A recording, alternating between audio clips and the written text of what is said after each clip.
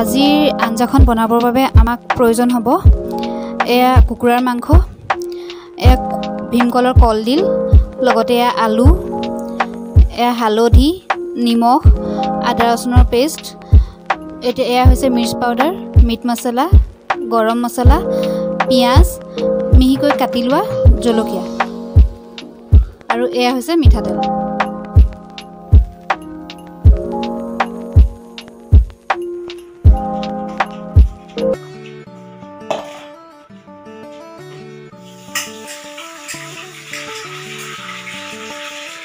আহক আমি আঞ্জাখন আৰম্ভ কৰোঁ।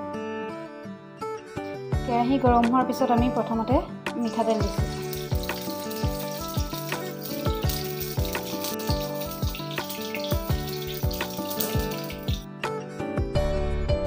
তেল গৰম হোৱাৰ পিছত আমি এতিয়া প্ৰথমতে পিঁয়াজ আৰু ফালি থোৱা জলকীয়া কেইটা কেৰাহীত দি দিছোঁ।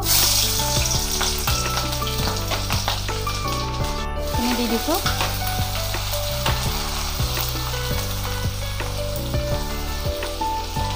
লগতে নিমখ এচামুচ,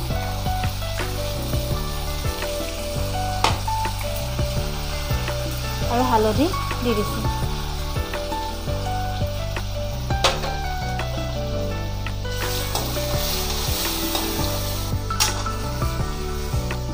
এতিয়া ভালদৰে লৰাই দিব।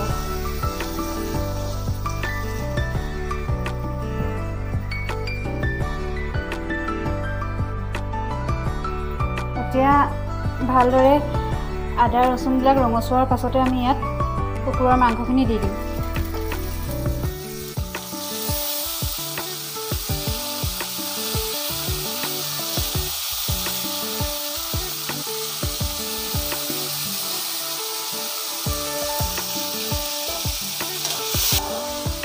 এতিয়া ভালদৰে অলপ সময় লৰাই দিব।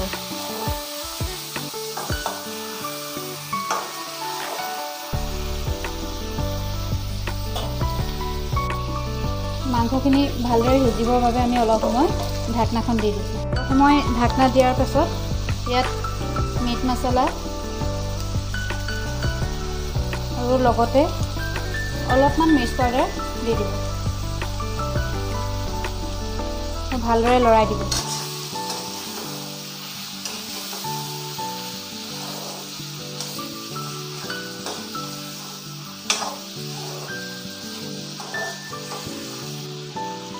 পুনৰ অলপ সময়ৰ বাবে ঢাকনাখন দি দিব।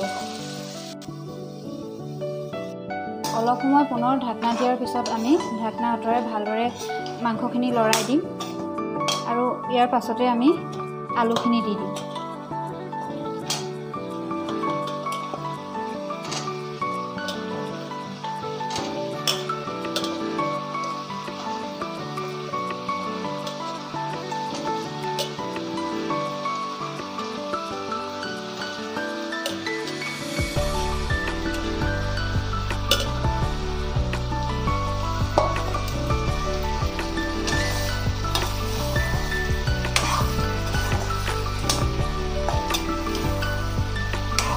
ভালদৰে লৰাই দিব।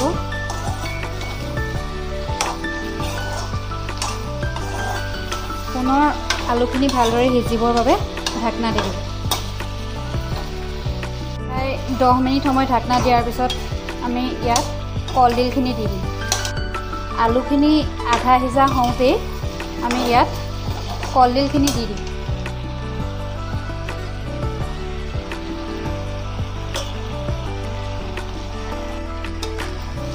কলডিল দিয়াৰ পিছত পুনৰ ভালদৰে লৰাই দিব।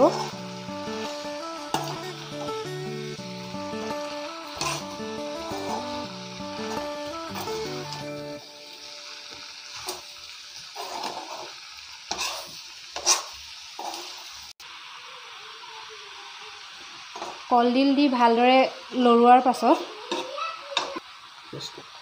গেছটো অলপ কমাই অলপ সময়ৰ বাবে ঢাকনখন পুনৰ দি দিব। মাজে সময়ে আপোনালোকেও এনেদৰে বনাই খাই চাবচোন। কলডিল এনেও খাবলৈ ভাল লাগে, আৰু তাতে স্বাস্থ্যৰ কাৰণেও ই বহুত উপকাৰী। আমাৰ এই আঞ্জাখন প্ৰায় হৈ গৈছে, চাওকচোন এবাৰ। আৰু দেখাত কেনেকুৱা হৈছে আপোনালোকে কমেণ্ট কৰি জনাবচোন।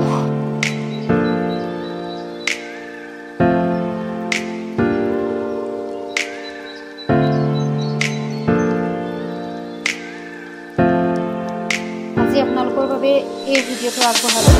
আশা কৰোঁ আপোনালোকে চাই ভাল পাব।